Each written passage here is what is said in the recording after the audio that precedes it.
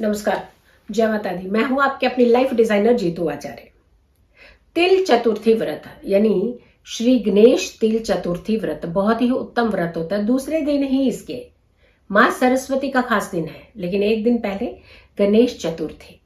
चतुर्थी तिथि वैसे भी बहुत उत्तम मानी जाती है और गणेश जी की प्रिय चतुर्थी होती है, लेकिन तिल चतुर्थी अपने आप में खास महत्व रखती है।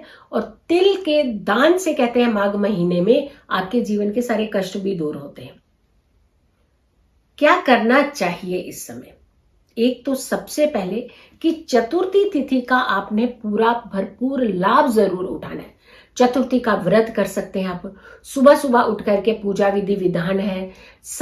मध्याह्न की यानी दोपहर की पूजा खास करके की जाती है। और चतुर्थी तिथि की जब बात आ रही है तो आपने समय का तो ध्यान रखना ही रखना है, लेकिन इसके अलावा दान का खास करके ध्यान रखना है।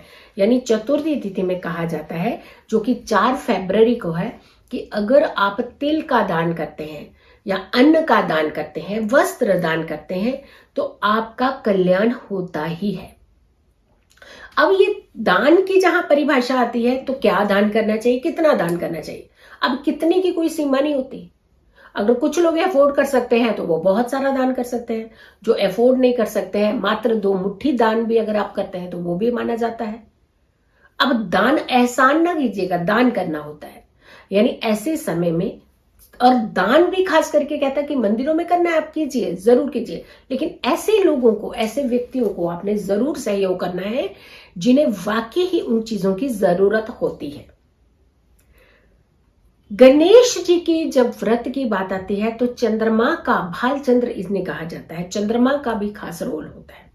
लेकिन यह भी कहा जाता है कि चंद्रमा कौन सा नहीं देखना, चतुर्थी तक का चांद नहीं देखना चाहिए, क्योंकि कलंक चतुर्थी होती है। ये कलंक चतुर्थी लगती है, कलंक लगता है आपके जीवन में। बट यहां इस समय की अगर हम चतुर्थी की बात कर रही है तो ये संध्या की पूजा का खास महत्व है। इसमें शाम की पूजा, दिन की पूजा, बुध ग्रह जो होते हैं वो भी कंट्रोल होते हैं।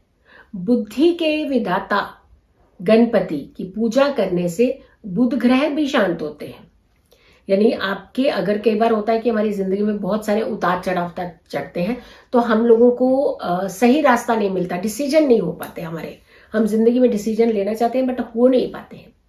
बहुत सारे लोग होते हैं जिन्हें जॉब की बड़ी ज्यादा दिक्कत होती है, इनकम सोर्स की खास करके दिक्कत होती है, बहुत ज्यादा परेशानी होती है, माइंड स्टेबल नहीं होता है, डिसीजन मेकर नहीं होते हैं, वाणी कुछ कह रही होती है, सामने वाले कुछ और समझ रहे होते हैं।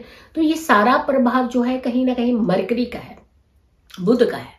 अगर हम कुंडली के हिसाब से भी चलते हैं तो तृतीय भाव यानी 3rd हाउस के स्वामी होते हैं मरकरी बुध, और 6ठे भाव के स्वामी होते हैं मरकरी। यहाँ एक तरफ मिथुन राशि होती है, दूसरी तरफ कन्या राशि वर्गो होती है। यानी जेमिनी और वर्गो के स्वामी होते हैं मरकरी। तो मरकरी को भी बल मिलता है, बल मिलता है आपकी बुद्धि को, आपकी वाणी को, स्टेबिलिटी आती है आपके अंदर, जिंदगी के कष्ट दूर करने के रास्ते निकलते हैं आपके। तो ऐसे लोगों को खास करके किन चीजों का ध्यान रखना चाहिए और कौन सी चीजें ऐसी होती हैं जो हमें नहीं करनी चाहिए। तिल चतुर्थी की बात आ रही है तो तिल का दान का महत्व सबसे ज्यादा है। तिल का दान हमें जरूर करना चाहिए। भगवान गणेश की आराधना करनी चाहिए। दोपहर मध्याह्न की यानी दोपहर की पूजा, और खास करके शाम की संध्या की पूजा, जो सूर्य अस्त के आसपास की पूजा होती है, वो सबसे ज्यादा उत्तम मानी जाती है। भगवान गणेश को तिल अर्पित करने चाहिए, झूठ नहीं बोलना चाहिए, व्रत का पालन पूरी सही विधि विधान से करना चाहिए, काले कपड़ों का परहेज करना चाहिए, शुद्धता शुभता के ही क्लॉथ जो होते हैं वो पहनने चाहिए। यानी लाल रंग के कपड़े, हरे रंग के कपड़ों का प्रयोग ज्यादा करना चाहिए, क्योंकि एक तरफ योग भी अच्छा है, संयोग भी अच्छा है, शिव योग भी बन रहा है, और ऐसे में श्री गणेश तिल चतुर्थी व्रत भी है। तो इन दोनों का जो कॉम्बिनेशन है ये बहुत अच्छा है। फिर एक और कॉम्बिनेशन बहुत अच्छा है कि जो बुध है, मरकरी है, वो मार्गी भी होंगे यहाँ पे, यानी सीधी चाल में चलेंगे।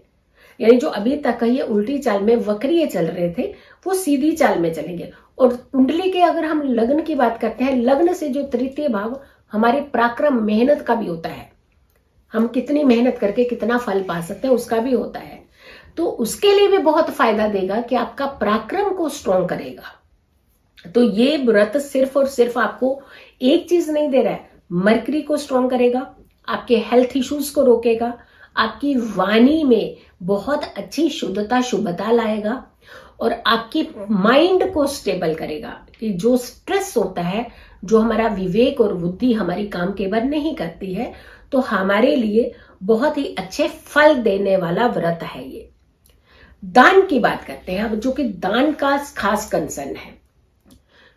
खास करके ये कहा जाता है कि सूर्य अस्त से पहले किया हुआ दान बहुत उत्तम दान माना जाता है, और ऐसे में सूर्य अस्त से पहले ही आपने दान करना है, और उसमें भी खास करके तिल का दान आपने जरूर करना है। तिल से बने हुए व्यंजन ही आपने भगवान गणपति को अर्पित करने हैं, क्योंकि प्रथम पूजनीय देवता का दिन और बहुत ही उत्तम दिन जब होता है, और उसका हमें लाभ अपनी जिंदगी में जरूर उठाना चाहिए। जितना भी प्रसाद आप चढ़ाते हैं, अपने घर के सदस्य थोड़ा सा प्रसाद का उसमें से सेवन करके, बाकी बाहर जाकर के कुछ ऐसे बच्चों में, नीडी बच्चे, जरूरतमंद बच्चों में भगवान गणपति का ये प्रसाद जरूर अर्पित वितरण करना चाहिए। भगवान गणपति बच्चों को बहुत पसंद करते हैं, यानी बच्चों को किसी भी तरीके का किया हुआ सहयोग, चाहे वो विद्या का सहयोग हो, चाहे उनको क्लॉथ का यानी कपड़ों का सहयोग हो, चाहे खाने पीने की चीजों का सहयोग हो, ये जितने भी सहयोग आप करते हैं, ये सारे आपको गणपति बहुत ही लाभ देते हैं, फायदा देते हैं, क्योंकि गणपति इन सारी चीजों से प्रसन्न होते हैं। और खास करके जब हम सर्दियों की बात करते हैं, जैसे हमने तिल का जिक्र किया कि तिल का दान इस समय बहुत उत्तम माना जाता है। सर्दियों के लिए कपड़े, कंबल का दान यानी बिस्तर का दान, ये दान भी बहुत उत्तम माना जाता है। कि जिस व्यक्ति के पास छत नहीं है, एटलीस्ट उन्हें आप इन चीजों का सहयोग कर सके, या फिर कुछ सारे लोग मिलकर के कहीं ना कहीं उनके लिए एक ऐसा आश्रय बनवा सकते हैं जहां वो रह सके, व्यक्ति एक छत्र छाया के नीचे वो रह सके। तो दान की कई सारी परिभाषाएं हैं, ये आपके ऊपर डिपेंड करता है कि आप क्या चीजें करना चाहते हैं।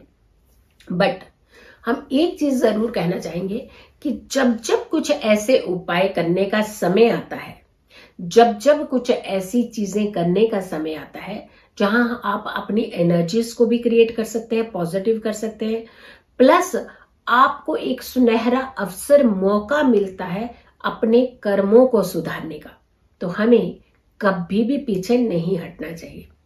और जब हम दान की बार बार बात करते हैं, तो दान में अपनी सीमाओं को मत बांधे। जितना आप सामर्थ्य है, जितना आप सहयोग कर सकते हैं बिना स्ट्रेस के, क्योंकि दान की जब बात आती है तो स्ट्रेस खत्म करने के लिए आपको ये अच्छे कर्म करने के लिए बोला जाता है। लेकिन अगर आपको दान दे करके यानी बाहर जाकर के बांट रहे हैं, घर में बच्चे भूखे बैठे, तो ये भी दान नहीं होता है, ये भी एक परेशानी है। आप एक को परेशान करके दूसरों को सहयोग दे रहे हैं। तो आपको ये करना है कि घर के सदस्य भी शांत रहे, सुखी रहे, खुश रहे, बाहर भी जाकर के आप कुछ ऐसा सहयोग कर सके जिससे आप अपने कर्मों में सुधार ला सके। इससे आपके शारीरिक कष्ट दूर होते हैं, इससे मानसिक चिंताएं दूर होती हैं, इससे आपका कार्य कभी नहीं रुकता है। किसी भी तरीके का कार्य आप करने जा रहे हैं उसमें सफलता मिलती है, घर में इनकम का सोर्स बना रहता है, यानी कुल मिलाकर के हर परेशानी से बाहर निकलने का रास्ता मिलता है। तो अगर आप लोगों ने अभी तक मेरे चैनल को सब्सक्राइब नहीं किया है तो जरूर कीजिएगा, वीडियो ज्यादा से ज्यादा लोगों तक जरूर शेयर कीजिएगा। अगर आप अपॉइंटमेंट लेना चाहते हैं या अपनी कुंडली का विश्लेषण कराना चाहते हैं, तो जो नंबर्स दिए गए हैं उन नंबर्स पर कॉल करके आप अपनी बुकिंग करवा सकते हैं। खुश रहिए, स्वस्थ रहिए, पॉजिटिव रहिए। पॉजिटिव रहते हैं तो हर समस्या से हम दूर रहते हैं। जल्दी हाजिर होंगे एक अच्छी वीडियो के साथ, तब तक के लिए नमस्कार।